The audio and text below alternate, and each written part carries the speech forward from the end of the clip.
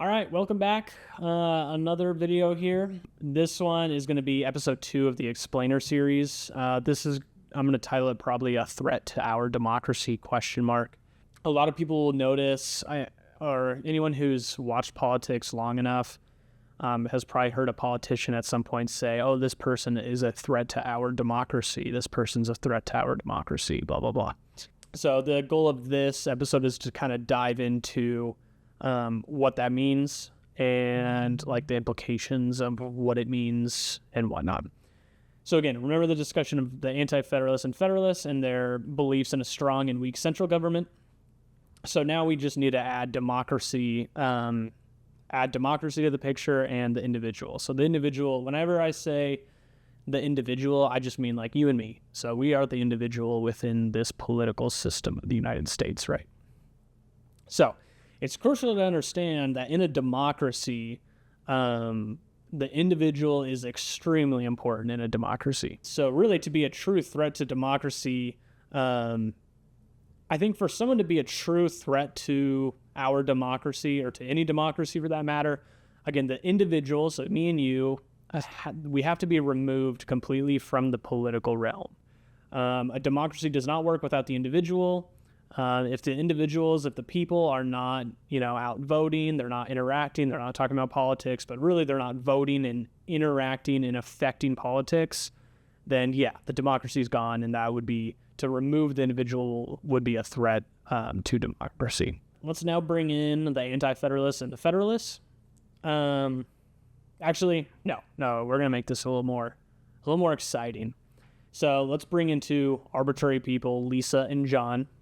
Okay, so we have Lisa and John, these two candidates, right? So I'm going to draw little stick figures. You're going to love my art. So we got Lisa over here, and we got John over here. So remember, John is the Democrat, and Lisa is the Republican. And if y'all remember from my videos, I essentially equate the Democrats as the Federalists, I'm going to abbreviate as Fed, and the Republicans as essentially anti-Federalists. At their core, remember, there's a lot more differences than just the Federalists and anti-Federalists belief. Again, remember, the Federalists are the ones that believe in a very strong central government. The anti-Federalists believe in a very not very weak, but a weaker central government and granting those powers to the states. So we can even draw that out. I'm going to draw Colorado, or you can call it Wyoming since it's literally a square. So this is a state. And then over here, I'll also draw the same state. But Lisa, as the anti-federalists, believe that the state is supreme or should have a majority of the power. I shouldn't say supreme, because technically the anti-federalists still believe in federalism, so they could still believe in a supremacy clause where the country or the central government still has certain authorities over the state. But in this scenario, for the anti-federalists, the states have a majority of the power. And Democrats, on the other hand, I'm going to try to draw the United States. That's pretty good. So this would be the federal government. All the states combined is supreme. Versus over here, again, the state has more power than over on the Democrat side, the Federalist side. So this is kind of the breakdown, right, of their beliefs. And remember, this is the Federalist system. Both of these are the system. So if you had like this little bubble, this is the system that they believe in. Lisa believes that the state should have a majority of the power. John believes that the federal government, the central government, should have a majority of the power. And so this is very basic, their disagreements. Now remember, democracy works within. So within this is democracy. I don't know how you want me to do this, but essentially democracy works within this system.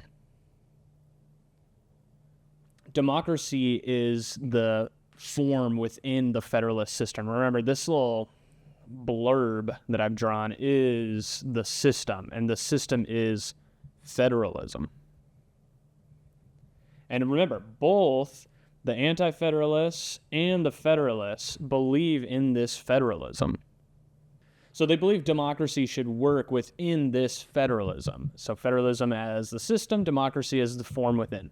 So in the most recent debate, let's just say John and Lisa had a debate, and they both said, Lisa said, oh, John is a threat to our democracy. And John said, oh, Lisa is a threat to our democracy. And so now people are really confused. Well, is one of them a threat to democracy?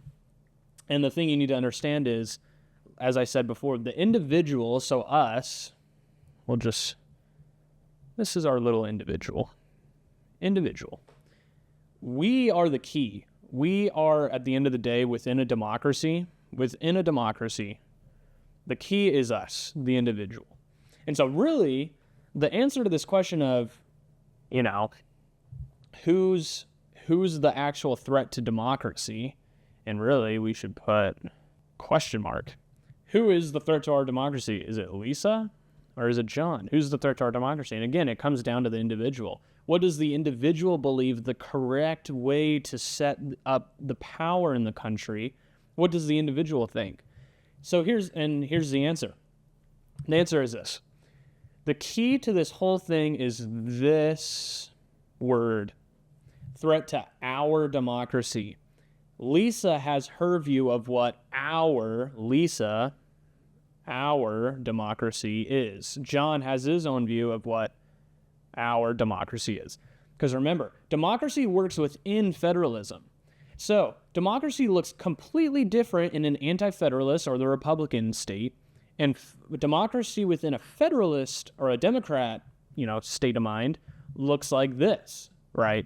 So when a politician says this person is a threat to our democracy, you have to evaluate, well, what's their system what system do they fight for? Do they fight for democracy within an anti-federalist, a state-run system? Or do they fight for a democracy within a very strong central government system where the states have less power, but the central government provides a lot of the individual rights and whatnot? So again, it comes down to the individual. And with that being said, really at the end of the day, Lisa and John are both correct. They're both right. And they're also both wrong. There is no, as long as John and Lisa are fighting for these ideals, and they're not saying, if John or Lisa were to come out and say, I think we should just get rid of the individual should really just not vote. They have no idea what they're talking about. Then when they throw out this person's a threat to our democracy, you can say, oh, yeah, well, of course. They want to remove the individual. We'll have nothing to do with this. That's not democracy. So they are a threat to democracy. But in this case, if they're fighting for things like this, if Lisa's saying, I want to get rid of, let's say we had universal health care. Let's say Lisa was like, what? I don't want the central government here. Well, that's a bad C. I don't want the central government to provide universal health care. I want to give it to the state. And John says, oh, Lisa's a threat to our democracy. She wants to get rid of universal health care at the federal level and make the states provide it. Or let the states choose if they want to provide it. That's not a threat to democracy. Because if the people in the state then vote for universal health care in the state, that is quite literally as democratic as it gets. And so John making the claim, oh, Lisa's a threat to our democracy is untrue. That's, in fact, you could make an argument that it's more democratic. And vice versa. If John were to say, the states have been providing education. I want the central government, I want to take away the state's ability to provide education. I want to just make it across the country. And Lisa said, oh, John is a threat to our democracy. Look, he's taking away the power from the state and giving it to the central government. This is not right. Well, no. Once again, Lisa is wrong. That is a different form of democracy, and it's still working within the system. Democracy In fact, again, you could still make the argument that that's, in fact, probably more democratic. The people have chosen John as a representative or a president, whatever he may be, to vote to bring education to the federal level so everyone can enjoy the same benefits across the country. And so Lisa making the claim that John's a threat to our democracy in this scenario is completely incorrect. Although, again, and it's important to understand, she's also right. And John in the other scenario was also right. Lisa is a threat to John's democracy and vice versa. John is a threat to Lisa's democracy. But you cannot say, if we took out this hour, threat to democracy, neither one of these people would be right. If you add the hour, both of these people are right, Lisa and John. And so that's kind of the laydown here. Again, the key here is it's up to the individual.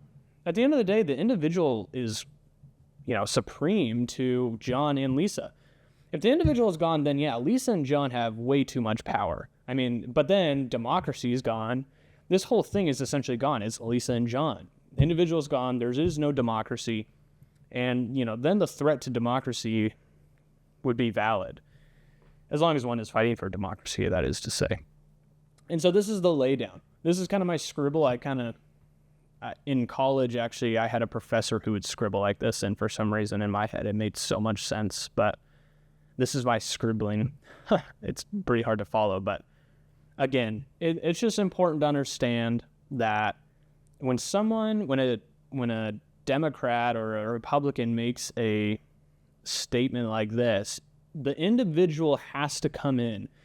The individual in a democracy and in our system has incredible responsibility. It would be very, very, very unsmart and unresponsible to take what Lisa says or what John says to heart and say, oh yeah, John's right, Lisa is a threat, or Lisa's right, John is a threat to democracy. That's not true.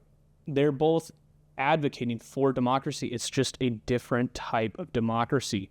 And if you think Lisa's right, that her system with the state having a majority of the say is right, then sure, you can say, yeah, John is a threat to our democracy, but you have to add this hour. This is a key word, because John is not a threat to democracy altogether. In fact, he's advocating for democracy, and same with Lisa, is advocating for a democracy, just a different kind, and that's the key here.